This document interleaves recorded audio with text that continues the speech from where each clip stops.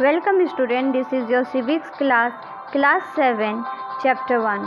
Today we will discontinue the chapter Issues of Equality in Other Democracy. You are probably wondering whether India is the only democratic country in which there is inequality and where the struggle for equality continues to exist. The truth is that in many democratic countries around the world, the issues of equality continues to be the key issue around which communities struggle.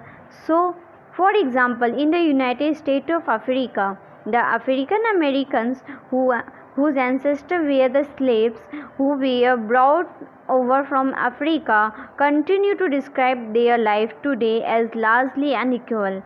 This despite the fact that there was a movement in the late 1950s to push for equal rights for African Americans. Prior to this, African Americans were treated extremely unequally in the United States and denied equality through law. For example, when traveling by bus, they either had to sit at the back of the bus or get up from their seat whenever a white person wished to sit. अन्य लोकतंत्रों में समानता के मुद्दे। शायद आप सोच रहे होंगे कि क्या भारतीय लोकतंत्र ही ऐसा है जहां असमानता का अस्तित्व है और जहां समानता के लिए संघर्ष जारी है। सच तो यह है कि संसार के अधिकांश लोकतंत्रीय देशों में समानता के मुद्दे पर विशेष रूप से संघर्ष हो रहे हैं। उदाहरण के लिए संयुक्त राज्य अमेरिका में अफ्रीकी अमेरिकन लोग जिनके पूर्वज गुलाम थे और अफ्रीका से लाए गए थे, वे आज भी अपने जीवन को मुख्य रूप से असमान बताते हैं, जबकि 1950 में अंतिम दशक में अफ्रीकी अमेरिकनों को समान अधिकार दिलाने के लिए आंदोलन हुआ था। इससे पहले अफ्रीकी अमेरिकनों के साथ संयुक्त राज्य में बहुत असमानता का व्यवहार होता था और कानून भी उन्हें समान नहीं मानते थे। उदाहरण के लिए बस ये यात्रा करते समय उन्हें बस में पीछे बैठना पड़ता था या जब कोई भी गोरा आदमी बैठना चाहे उन्हें अपनी सीट से उठ जाना पड़ता था। Rosa Parks was an African American woman. Tired from a long day at work, she refused to give up her seat on a bus to a white man on 1 December 1955. Her refusal that day started a huge agitation against the unequal ways in which African Americans were treated and which came to be known as Civil Rights Movement. The Civil Rights Act of 1964 prohibited discrimination on the basis of race, religion, or national origin. It also stated that all schools would be open of African American children and that they would no longer have to attend separate schools especially set up for them. However, despite this, a majority of African Americans continue to be among the poorest in the country. Most African American children can only afford to attend government schools that have fewer facilities and poor qualified teachers, as compared to white students who either go to private school or live in areas where the government schools are as highly rated or private school. रोजा parks 1913-2005 एक अफ्रीकी American महिला थी। 1 दिसंबर 1955 को दिन भर काम करके थक जाने के बाद उस बस में उन्होंने अपनी सीट एक गोरे व्यक्ति को देने से मना कर दिया।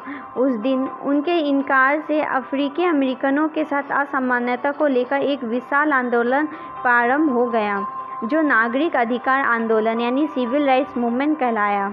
1964 के नागरिक अधिकार अधिनियम ने नस्ल, धर्म और राष्ट्रीय मूल के आधार पर भेदभाव को निषेध कर दिया। इससे यह भी कहा कि अफ्रीकी अमेरिकन बच्चों के लिए सब स्कूल के दरवाजे खुले जाएंगे और उन्हें उन अलग स्कूलों में नहीं जाना पड़ेगा जो विशेष रूप से केवल उन्हीं के लिए खोले गए थे।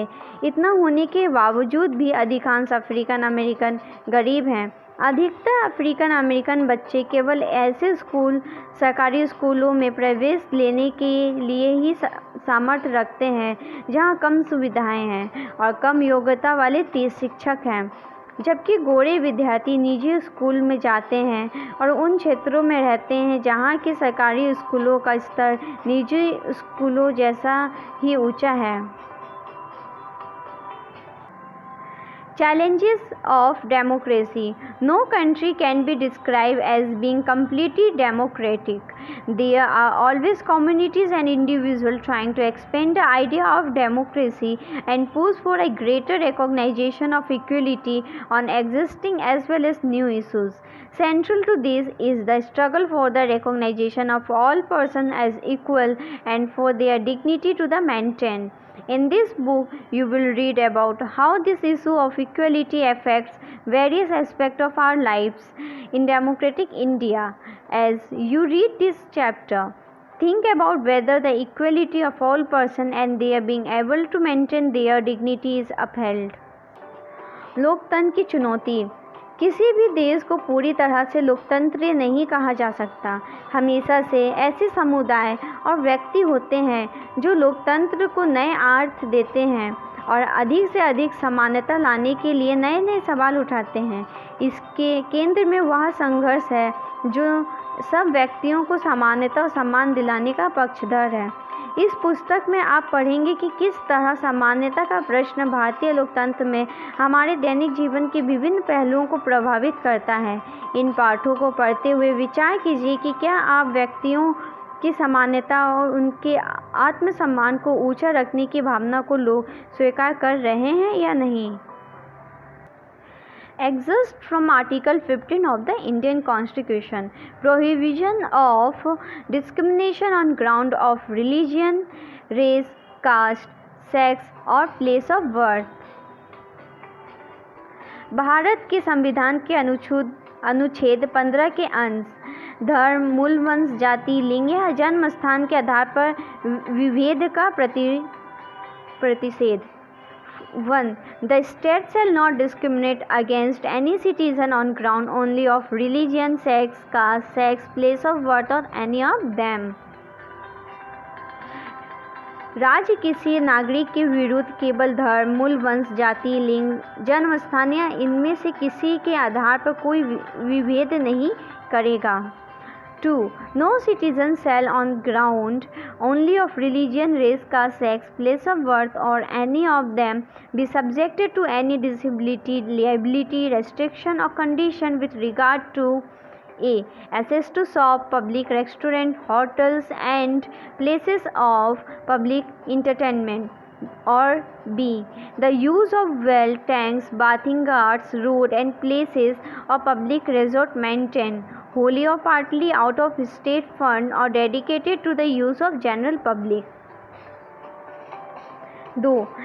कोई नागरिक केवल धर्म, मूल वंश, जाति, लिंग, जन्म स्थान या इनमें से किसी के आधार पर दुकान, सार्वजनिक भोजनालय, होटलों और सार्वजनिक मनोरंजन के स्थान में प्रवेश या पूर्णतः या भागत राज्य निधि से पोषित या साधारण जनता के प्रयोग के लिए समर्पित कुओं, तालाबों, स्नान घाटों, सड़कों और सार्वजनिक समागम के स्थानों के उपयोग